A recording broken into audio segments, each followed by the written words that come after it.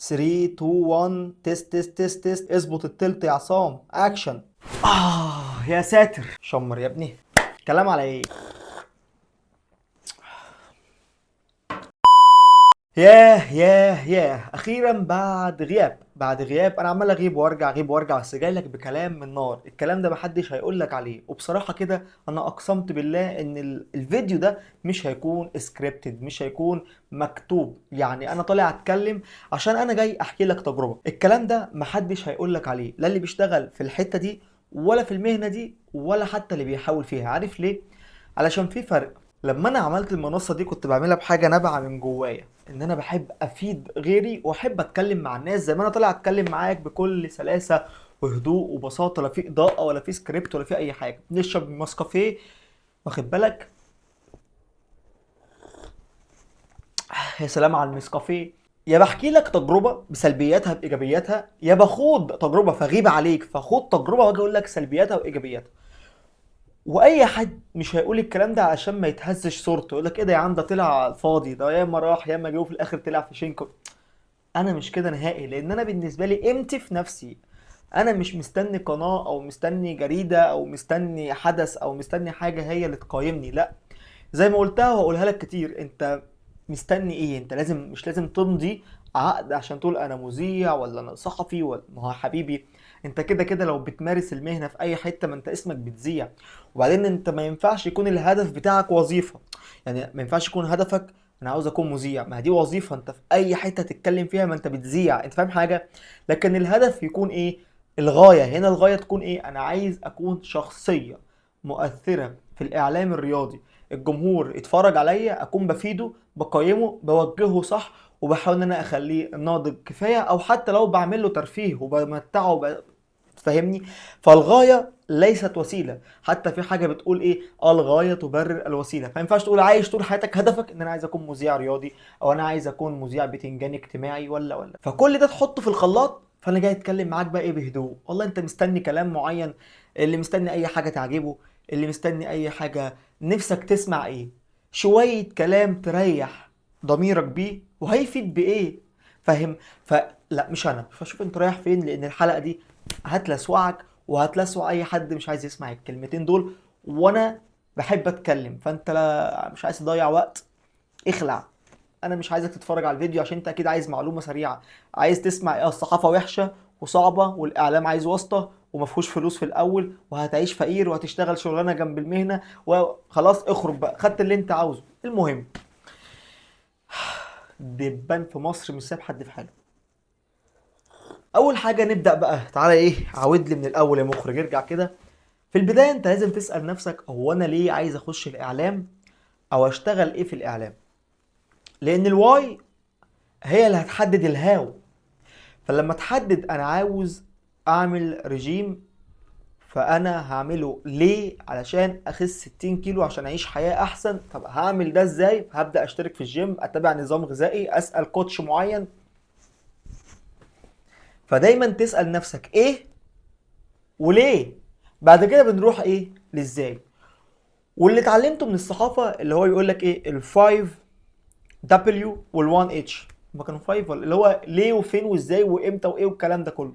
خلي بالك دي بتطبقها على اي حاجه في حياتك، مش بس في كتابه الخبر. لما تيجي تعمل حلقه اسال نفسك انا هعملها ليه وازاي وفين وامتى والمين. لما تيجي تروح تفتح مشروع او تشتغل في اي حاجه نفس الكلام. فمهم بقى ترتيبهم. طيب تعالى نخش في الخلاصه. تجربتي من فتره، قعدت مده كبيره في جريده في مصر، والكلام ده ملوش علاقه بالجريده بحد ذاتها كمؤسسه انا كنت فيها، لا. هو الموضوع ليه علاقه بالمناخ العام، ليه علاقه بالمؤسسات كلها، طبيعه المهنه كده. طب ايه هي طبيعه المهنه عشان ما تتصدمش؟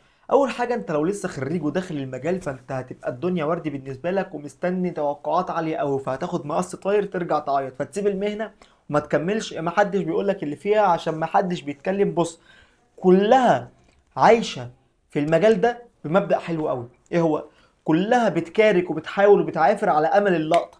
فيفضل عايش، ده راح ده جه، القلو راح القلو جه، على حس اللقطه اللي هتيجي. ففي ناس بتعيش اللقطه ما تجيلهاش، وفي ناس بتعيش مستنيه اللقطه فمش هتجيلها، وفي ناس هي فعلا بتصنع الحدث وبتصنع اللقطه.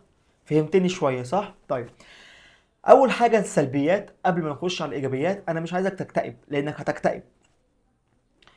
ورقم واحد، اوعى تفتكر انك لما تشتغل في اي مؤسسة هتكون حر مطلق في الكلام اللي بتقوله. الكلام ده غلط، لانك تتبع السياسة التحريرية التابعة للمؤسسة اللي انت فيها، سواء كان جورنال او قناة او حتى راديو او حتى بودكاست. والموضوع ده في ناس بتشوفه عيب. ايه ده يعني؟ انا حبيبي انت عندك اكونتك الشخصي، قول عليه اللي انت عاوز تقوله، مش عايزين وجع دماغ. انت بقى تحاسب امام القانون. لكن لما تشتغل في مكان انت مش 100% بتقول اللي انت عاوزه، دي ليها علاقة بإيه؟ مش ليها علاقة إنك موجه 100%، ولكن ليها علاقة بفكرة إن دلوقتي في حاجة اسمها مثلا في الرياضة قناة النادي الأهلي، قناة نادي الزمالك، ده إعلام فئوي. ما ينفعش قناة النادي الأهلي تكون محايدة، ما هي معمولة لغرض ما. فزي ما في إعلام، في إعلام معارض، وزي ما في إعلام فئوي في إعلام محايد. وحتى الإعلام محايد في وقت من الأوقات ما كانش محايد، زي السي بي سي ولا السي ان ان ولا إذاعات وحاجات كتير كانت بالنسبة لنا في الإعلام دي كانت كبيرة. وشفنا لها مواقف كتيرة وغريبة أيام حرب فلسطين وحرب غزة في البداية، والناس اللي كانت بتقول رأيها كانت بتمشي ويصرحوهم دي طبيعة الإعلام، لأن الإعلام في الأساس لما اتبنى وتم استخدامه بشكل رسمي كان في السياسة. فهو دي طبيعته. فده رقم واحد، ما تضايقش نفسك ان انت حاطط لود على نفسك ان لا مش هتشتغل. رقم اتنين، المجال ده مفهوش فلوس. ولو انت لسه خريج او شاب زي حالاتي فعايز تكون نفسك او عايز تعمل بيزنس او عايز تبني حاجه، والفلوس دلوقتي هي كل حاجه، تكيش تحط على الترابيزه يبقى معاك كل حاجه، فده اللي هيخليك تحقق وتجيب هي وسيله تجيب بيها اللي انت عاوزه. انت تتخرج، لو ما عندكش جيش فانت عندك 22 23 سنه. لو عندك جيش بتخلص 24 سنه. عقبال ما تاخد راحه شويه بعد التعليم بتلضم في الجيش، بتخلص يا باشا انت عندك 25 سنه في حاله ان انت لو مش بنت. ولو بدات بدري وانت بتدرس، وده الاحسن ودي الحاجه اللي كان نفسي اعملها ومش ندمت عليها، ولكن انا كنت مشغول في حاجات تانية. المهم، انا اتخرجت دخلت الجريده. ليه كنت داخلها؟ لان هي كانت بالنسبه لي تجربه، هاخد منها اكسبيرينس، هاخد منها خبرات، وفي نفس الوقت انا بعمل حاجه عشان تبقى خطوه لحاجه انا عاوزها. هو سلم، انت يا معاك واسطه يا بتاخد السلم. عارف انت ايه؟ وهو بما يرضي الله اخر الصف، وبما لا يرضي الله قال له 5 في 5، قال له انت حصان. فانت معكش واسطه، ما معكش علاقات، ما معكش معرفه، بس ما عندك موهبه وشاطر وبتذاكر وبتعمل اللي عليك وعندك حضور وعندك قبول. الراجل ده انا ما فيش مكان رحته غير لما قال لي انت واجهه وكاريزما، لدرجه ان انا زهقت من الكلمه، ما بقتش تلزني. ما هي الحاجه بقت روتينيه. خلاص يا جماعه، عرفنا ان جامد وعرفنا ان شاطر وعرفنا ان دم خفيف و طب ماذا بعد؟ هو كله معنوي معنوي معنوي، مفيش مادي. رحت الجريده الناس كلها كانت بتشكر فيا، رحت الناس كلها شكرت فيا، يا خلاص كفايه. فهنا بقى انت بتبدا الكلام ده ما ياثرش فيك، فبتعمل تاخد اكشن. تبدا ازاي تاخد اكشن حقيقي وتشوف بقى انت وراك ايه. ماليش دعوه بكلام الناس ايجابي او سلبي. دلوقتي الناس مش مهتمه بيك عادي، دلوقتي الناس مهتمه بيك برضو عادي. لان في اوقات الناس هتحبك قوي قوي قوي وتهتم بيك قوي قوي قوي، انك هتكون بتلمع قدامهم. ويوم ما تطفي او تقع ويحصل دروب او تغيب فتره او اقسم بالله ما حد هيعبرك. الراجل ده انا في ناس بكلمها ما بتردش عليا، ده انا كانوا بيفرحوا لما ارد عليهم ولا ابعت لهم مسج ولا حتى يشوفوني صدفه في الكليه. بس هي دي سنه الحياه، وانا مش متضايق منهم ولا زعلان عليهم، لان زي ما هم ما كانوش فارقين معايا وانا بدرس، هم مش فارقين معايا دلوقتي اصلا. وده الفرق بين الشخصيات، وازاي انك ما تتاثرش باي حاجه بتحصل لك. فانت مفيش فلوس في الجرايد، مفيش فلوس في الاعلام كمان. حتى لو مذيع او مراسل ما تعتقدش انك تاخد 50 و60 و100 الف جنيه في البدايه. على الاقل في البدايه في فلوس كتير، كتير جدا كمان، بس مش في البدايه. فبتقف فخ انك بتبقى فاكر ان هتخرج من هنا وهشتغل هنا وهاخد. هتاخد، انت هتاخد جامد قوي. انت هتاخد لما تقول يا بس. فانت من حيث هتاخد، فكلنا خدنا وبناخد. قلت لك قبل كده في فيديو ان دي مهنة البقاء للاقوى، وبقول لك على الحلقة في الديسكريبشن هسيبها لك تتفرج عليها. كانت كام نصيحة كده، 5 نصايح لازم تسمعهم لو انت طالب في اعلام. هي النفس الطويل. لو نفسك مش طويل وهتيأس بسرعة انت مش هتنجح فيها. طب لو نفسك طويل، تعال نقيس بقى ابراهيم فايق، غير ابراهيم فايق، محمد رمضان، ناس كتير، امثله كتير، من غير ما اقعد نقول بقى ونقعد نعد. الناس دي قابلت مشاكل كبيره، مشاكل كتيره، ونجحت وكملت وما يأستش. فانت ما ينفعش تيأس. ولازم تفهم طبيعه المهنه من دلوقتي عشان لما تكمل فيها ما تتضايقش. يبقى انت لا، انا عارف ومتوقع. انا وانا داخل الجريده انا متوقع اللي فيها. كنت عامل فيديو بقول ان رغم ان انا كنت بحلف 100 يمين عمري ما اخش الصحافه دي، لكن دخلتها. بس أنا داخل واستحملت فتره، ما مشيتش غير لما حسيت ان انا استفدت بنسبه 70% او 60% 50% من الاهداف اللي كنت حاططها قبل ما اخش. ولو ما كنتش حققت حتى 50% ما كنتش همشي. لذلك انا ما كملتش في الجريده كتير. لاسباب تتعلق بيا، برضو دخلتها لاسباب تتعلق بيا لان كل واحد ليه اهدافه، ومشيت منها لاسباب تتعلق بيا، بس فهمت حاجات كتير بقى. وكانت تجربه علمتني الصبر، وتجربه فهمتني الدنيا بتمشي ازاي. ولو جيت اخش المجال تاني او جيت اشتغل بقى على الميديا تاني او حتى اخش قناه او اي مؤسسه، انا عرفت الدنيا بتمشي ازاي بقى في الكواليس، وعرفت ازاي اجيب معلومه، وعرفت ازاي اكلم شخص، وعرفت ازاي ايه هي عناصر القوه حتى في المجال بتاعي كرياضه. واحد بيخش المجال ده يا اما عشان عايزه، بيحبه، بيحب الصحافه، يا اما عشان هي خطوه لحاجه زي كده. انا كنت باجي يسالوني مثلا عاوز ايه. اي حد كان بيحاول يكرهني، لدرجه ان انا عملت علاقات حلوه جدا في الجريده، والناس كلها من اول يا اخي الراجل بتاع الامن تحت لحد بتاع البوفيه، الناس كلها الحمد لله كانت بتحبني وبتشكر فيا. اكيد ناس كانت بتكرهك ومش بيبين لك، وفي حد كان بيبين لك انه بيكرهك، بس ده احترمه اكتر.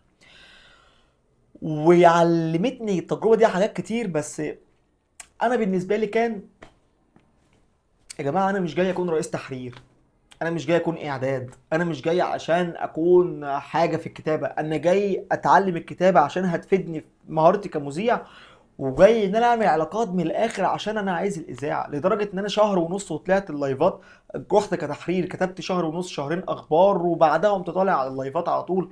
خلاص انا جاي لهدف. انا عشان كده انا ما عملتش عداوه. انا ما كانش بالنسبه لي، انا مش جاي ارخم عليك واخد مكانك ولا اقارنك ولا اخد منك مصدر ولا اخد منك سبق. انا جاي عندي اهداف، وانت كمان لازم يكون عندك اهداف. فما كانش فيه فلوس، المجال بتاعه كله كده، حتى لو في فلوس فهي قليله جدا. مش تاخد فلوس غير في بوزيشن معين او بعد فتره معينه، او انت بقى راجل قايم جدا وقيمه، فهتعود عليا بقيمه. دايما المقوله بتاعت الكام منك بكام، اللي صلاح ابو المجد زهقنا منها، راجل معاه حق، الكام منك بكام. انا دلوقتي كصاحب مؤسسه، تعال نتخيل ان انا مش في جريده الوطن او كايرو 24 ولا التحرير ولا انا عندي جريده هسميها ماسكوم نيوز. لو انا رئيس تحرير وانت تتفرج عليا جاي عندي الجريده وبتقول لي انا وانا انت ولا اي حاجه بالنسبه لي، انت زيك زي 100 طالب اتخرج، انت زيك زي 100 واحد بيحرر قاعد في المؤسسه، انت زيك زي. لكن لما وسط 10 واحد مختلف، او وسط 100 واحد بينور، او وسط 1002، انا هنا هبقى اصلا انا ملهم بيك. عشان كده احنا في عصر البيرسونال براندنج، وفي عصر التسويق الشخصي، وفي عصر بناء صناعة المحتوى والعلامة التجارية الشخصية. وانا في الكلية انا فاكر حطيت نفسي في زون ان انا كان تقريبا الوحيد المشهور او اشهر حد ان هو بتاع اذاعه وتلفزيون او بتاع مذيع، من وانا في اولى او تانية تقريبا. عشت لذلك انا اي فرصه كانت بتيجي في التلفزيون كانوا بيكلموني، لان انا سوقت لنفسي في ده، اني كنت شاطر جدا في المونتاج، شاطر جدا في التصوير، شاطر جدا في الاخراج حتى لو اساسيات، شاطر جدا في الكتابه.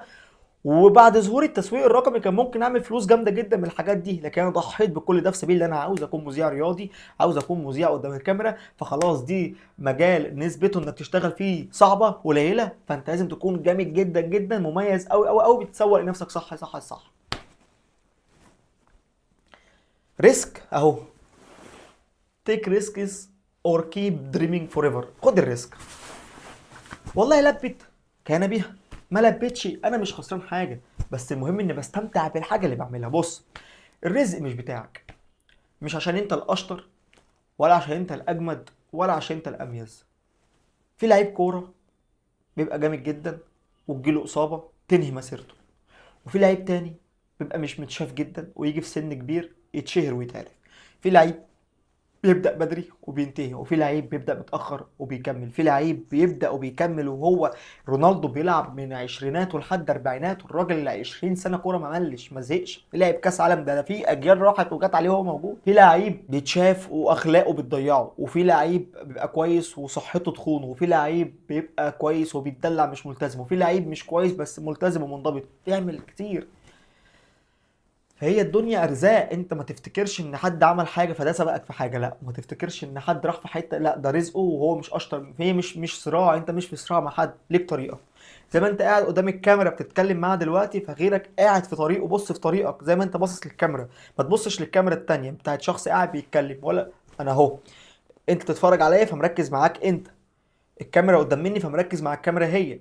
حتى الوسيله اللي هعرض عليها الفيديو ماسكوم بتاعتي انا، تخصني انا، في طريقي انا، في سكتي انا، مش هروح اعرضه عند اكونت واحد تاني. فهي حاجتي، مستلزماتي، طريقتي بتاعتي.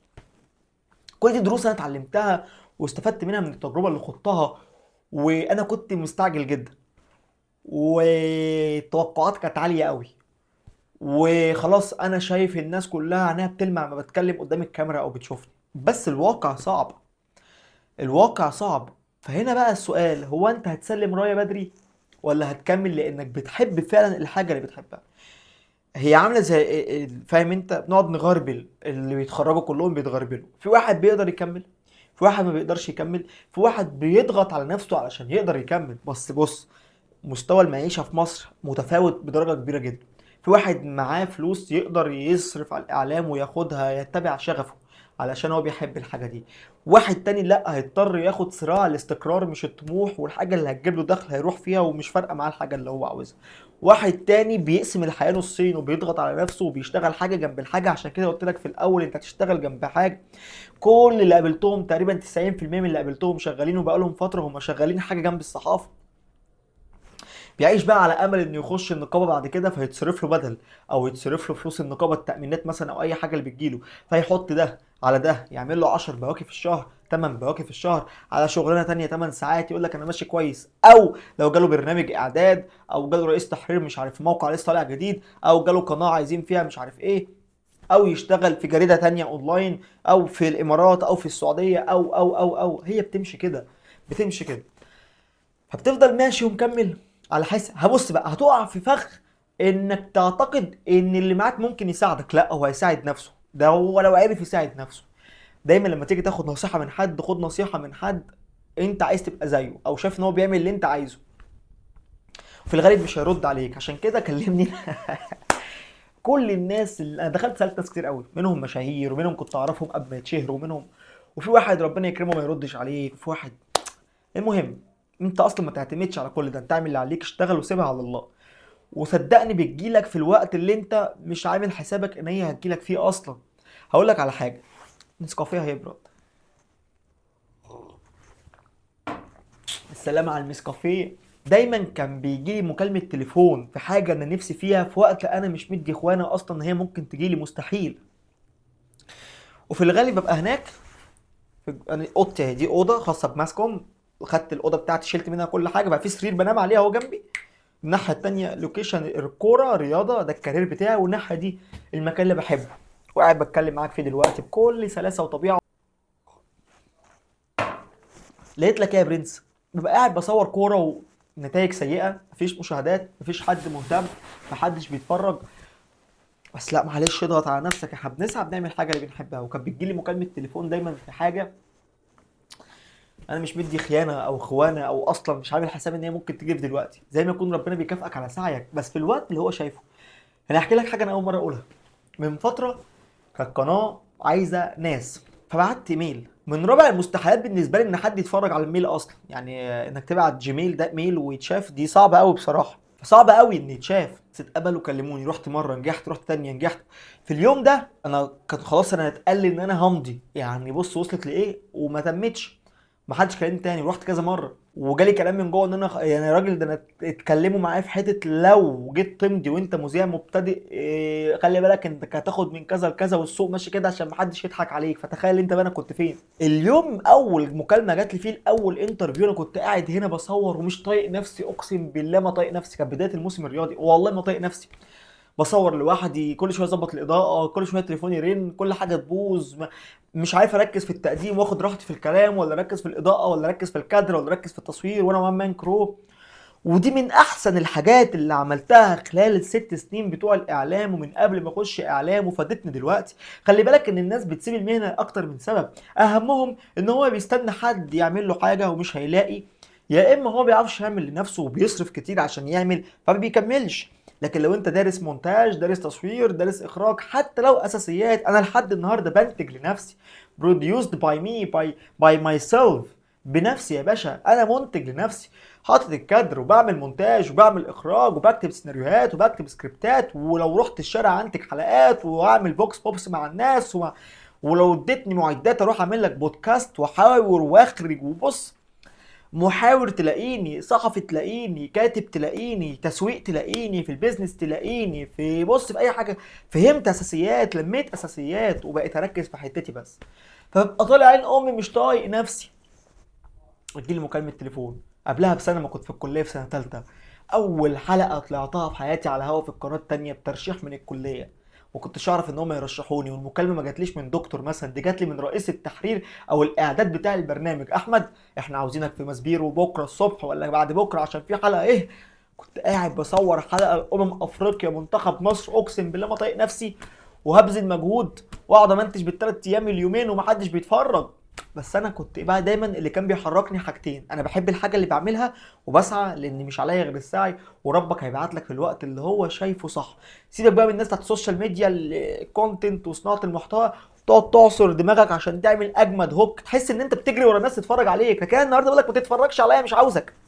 لان انت لما تحس انك في احتياج ليا، او في احتياج للمعلومه اللي هقولها، او في احتياج للتجربه، او يبقى نفسك في حاجه تحققها ونفسك فيها ومش لاقي حد يساعدك ويدلك، فتخش اجباري تتفرج عليا تشوف الراجل ده خد تجربه. انا مش جاي اقول لك انا وانا والحديد التانى واقول لك معلومات، انا اصلا باخد تجربه، انا خدت تجربه فبقول لك عليها، ودي كطالب اعلام، وهتلاقي فيديوهات جايه كتير وفيديوهات فاتت واتعمل على اساسها المنصه، او باخد تجارب جديده لان لسه صغير عن 23 سنه، فدخلت المجال جديد بعد ما خلصت مرحله الطالب.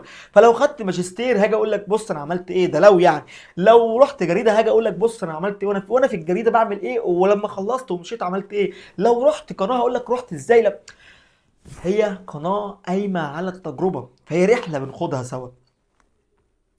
فانت هتبقى في يوم من الايام مكاني، يعني انت دلوقتي متخرج وبتسمعني، فبحاول انبهك لحاجات انت ما خدتش بالك منها، مش تاخد بالك منها، وهفهمك دلوقتي بقى من الاخر تعمل ايه وتمشي ازاي. ده اللي انا فهمته، سواء كان صح او غلط، بس دي تجربتي. وهقول لك لو انت عايز تاخد التجربه تعمل ايه وانت لسه طالب. صلي على النبي.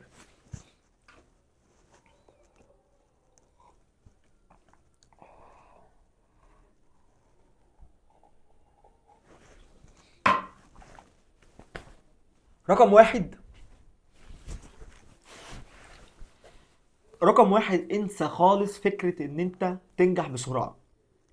رقم اتنين، حدد اهدافك كويس جدا من الاعلام. رقم ثلاثة، حدد النيتش الخاص بيك او التخصص. مفيش حاجة اسمها انا بقدم كل حاجة وبتكلم في كل حاجة. لازم تسأل نفسك ايه القيمة اللي انا هضيفها للجمهور، وافهم كويس ان الجمهور مش فارق معاه انت، انا مش فارق معاه الشخص اللي قدامي. لان انا كل انسان بيبص بانانيه، زي ما انا عاوز انجح انت كمان عاوز تنجح، فانت تخش تاخد مني المعلومه اللي هتفيدك في نجاحك. ومش هيفرق معاك احمد ابدا ابدا ابدا غير لو انت انسان سوي او كويس او حبيت احمد كاحمد. امك، ابوك، خالتك، بنت اختك، ده حتى القرايب بيكرهوا بعض يا اخي. فمش مقياس ابدا انك تتاثر مش مهتمين بيا. ما هو انا مش فارقه معايا انت حضرتك، انا فارقه معايا اللي انت بتقوله او بتقدمه لي. والله بقى انت شكلك حلو فانا واحده داخله عكسك، والله بقى انت جامده جدا فداخل اعمل لي فولو على الانستجرام عشان اشقطك، ده بيحصل. والله بقى انت معاك منتج انا عايز اخده منك واستنفع بيه، والله بقى انت بتعرف تمنتج فصاحبك في الكليه عشان احتجت منك اي مصلحه ومعيش فلوس ادفع لمونترين. الدنيا كلها ماشيه على المبدا الاحتياج، النيدز، ده علم تسويق يا باشا بحت. نيدز، احتياج، مبيعات، بيزنس، فلوس، تسويق، الدنيا كلها كده. نفسيا، شخصيا، اجتماعيا، تسويقيا، بزنسيا، تجاريا، فخدها قاعده. فشوف انت هتقدم للسوق ايه وهتقدم لي كرئيس مؤسسه ايه عشان اخدك وسط الناس دي كلها، مبقاش زيك زي غيرك. الحاجه التالتة، اوعى تيأس لو عايز توصل لحاجه كويسه في المجال ده، لان ليها حاجتين: رقم حاجه المجال ده مش هيديك بسرعه غير لو معاك واسطه، ابوك بقى شغال في قناه، عندكم قناه، او انت بقى راجل بيزنس مان فهتعمل قناه زي كل رجال الاعمال اللي بيعملوا قنوات دول. رقم اتنين، لان المجال كده كده مش هيديك بدري. ما تحسبهاش استعجال، احسبها انك لسه ما جاش وقتك المناسب. ممكن تجيلك فرصه دلوقتي تدمرك، ممكن الفرصه تتاخر بس تجيلك في وقت معين بمهارات معينه في سكه معينه في وضع معين بوزيشن معين، تبقى احسن لك 100 مره تبني عليها نجاح سنين. سنين، سنين. واحد بينجح في ال 40 سنه، واحد بينجح في ال 30 سنه، مذيع بتجيله في ال 37 سنه، مذيع بتجيله في ال 30 سنه، مذيع بتجيله في ال 20 سنه ويسيب المجال في 25 سنه. فما تيأسش، ما تيأسش، ما تيأسش، واعمل اللي عليك، ما تستناش نتيجة. تاني، دايما كنت انا بس بتضايق جدا من النتيجة، بس انا اكتشفت اني اعمل اللي عليا وما استناش النتيجة. النتيجة مش بتاعتك، النتيجة مش بتاعتك، النتيجة مش بتاعتك، لكن اللي عليك تشتغل وتعمله ده اللي بتاعك. فعشان كده استمتع باللي بتعمله، استمتع بالرحلة، استمتع بالفيديو. انا قاعد مستمتع او رجل على رجل، انا قاعد مستمتع يا باشا. اوضتي، بين باج بتاعتي، كوبايه النسكافيه، التلاتة أربعة اللي هيكملوا الفيديو للآخر، الديكور اللي أنا عامله ماسكوم بلاتفورم، المنصة اللي أنا بنيتها وخططت لها واستعدت لها وبدأتها وسبتها، بدأتها وسبتها وارجع لها. أنا مبسوط مبسوط. هيجي يوم وصدقني هيبقى يوم عادي جدا، اليوم اللي هيجي لك فيه خبر مفرح او خبر بالوظيفة اللي انت تشتغل فيها او الحاجة اللي بتحلم بيها بقالك سنين، هتجيلك في يوم عادي جدا، مش على البال ولا على الخاطر. مكالمة، الو السلام عليكم، انت مين، طك طك طك، ايه ازاي وفين وليه، تيجي في وقت اصلا انت مش بتحسب له. فما تجريش ورا الحاجة انك تحققها عافية، لان ربنا مش بيتلوي دراعه، استغفر الله العظيم، لان هو ما عندوش دراع يتلوي، هو في ايده كل شيء. فما تاخدهاش لا انا ده المفروض اكون، مش مفيش حاجه اسمها المفروض، حاجه اسمها قدر ونصيب. فانت ما تخشش في دوامه اكتئابيه وعافيه ذهنيه وخدها بحنيه، لا خلاص بقى يبقى انا استمتع. والله جالي 100 جنيه الحمد لله، ما جاليش خالص الحمد لله، عملت فيديو اتفرج عليه 100 واحد كويس، ما عملتش. لان خلي بالك اصلا انت مستواك بيتطور مع الوقت. عايزين بقى نرمي الرغي ده كله اللي حاسس ان انا صدعتك بيه، ونرجع للصحافه تاني. تجربة الصحافة كانت قاسية قوي عليا في كذا حاجة. رقم واحد، انت اتصدمت بطبيعة المؤسسات ازاي تشتغل. فانا متعود على رتم معين ودايما شغال وان كرو، فده اتصدمت بيه لحد ما اتأقلمت شوية. رقم اتنين، انت للأسف بيبقى روحك في ايد غيرك، بمعنى ان مش كل الناس عايزة تعمل حاجة واو، مش كل الناس عندها نفس الحماس، ومش كل الناس لسه عندها امل. في ناس تم احباطها، في ناس مش راضيه بالمرتب، في ناس مش عايزه تنجح، في ناس جايه تقضي روتين وواجب وخلاص وما تصدعش دماغنا يا عم احنا جايين نصور الحلقتين ونمشي. في ناس مش بتسمع لك، في ناس هتحب تسمع لك، في ناس هتحب تساعدك. فانت ما تيأسش. ولو انا بدخل الجريده من اول وجديد، هعمل اللي هقول لك عليه دلوقتي ده. هخش هركز في نفسي، هعمل علاقات زي ما انا، ولكن مش هاخد على حد 100%، وناخد وندي مع بعض 100%. واي حاجه لها علاقه بالشغل هقف عندها، واي حاجه لها علاقه بالشغل شايفها صح هقول عليها، حتى لو ما عملتهاش بس هقول عليها عشان اريح ضميري. لان صدقني في المؤسسات مش لازم كل حاجه انت شايفها صح تتعمل، وفي ظروف كتير وطبيعه كتير، ومش هيأس، مش هسلم رايه بدري يعني. انت في الاول هتيجي عايز تعمل حاجه هيرفضوا عادي، بعد كده تعمل حاجه تانية تترفض عادي، حاجه تالتة بعد كده هيحصل حاجه ده شكله عنده حاجه، فترجع تاني تعمل حاجه تترفض، بس هيدوك مساحه شويه، فتعمل حاجه تنجح شويه فيدوك مساحه شويه، لا ده شكله شاطر فاهم بيعمل ايه، فيخشوا عندك على الفيسبوك او السوشيال ميديا، شكله كويس ممكن يكون بيعمل حاجه كويسه. فعارف لما تيجي تعمل تقول لهم على حاجه هيوافقوا. فيقابلك بقى الانتاج مثلا، الناس مش عايز تشتغل، انت بتعمل تقديم كويس جدا بس المونتير بيكروت الشغل، يا عم احنا في حلقه واحده، ما هو مضغوط، هو بيمنتج كام حاجه في اليوم، فهو مش هيقعد يحنتف لك. بس واحده واحده تعمل علاقه معاه، واحده واحده تصاحبه، واحده واحده توصله الاحساس اللي عندك، ساعدني اوصل ونعمل حاجه كويسه، واحده واحده يبقى في كولابوريشن ما بينكم، طب ما تيجي نعمل حاجه تدغدغ الدنيا، واحده واحده تعزمه على كوبايه قهوه، واحده واحده تعزمه على غدوه، واحده واحده يعزمك على حاجه، واحده واحده تصاحبه، واحده واحده توصله يبقى انت عايش بهدف جماعي، دورك قائد. واحده واحده يحس ان انت فعلا بتحاول تعمل حاجه، والزن على الودان امر من السحر، والتكرار يعلم الشطار، هيساعدك.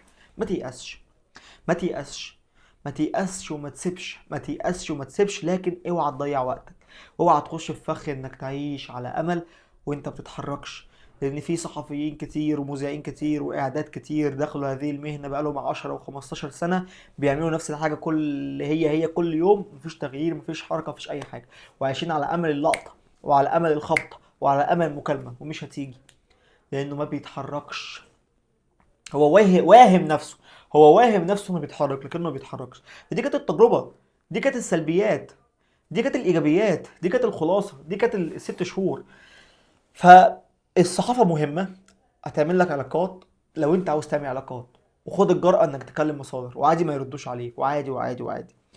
اعمل علاقات مع الناس اللي في المؤسسه، وخلي بالك ان نصهم مش هيرد عليك بعد ما تخرج منها، ده لو خرجت وما كملتش، وده حصل معايا يعني. ونصهم هيبقوا محترمين وحبوك لشخصك وهيساعدوك، وفي اي فرصه هيقولوا لك عليها، وممكن تقول لهم على حاجه هم مش في ايدهم يساعدوك بيها صدقني، فما تتضايقش وتزعل منهم، برضو انت اشتغل واعمل عليك وخبط على الابواب.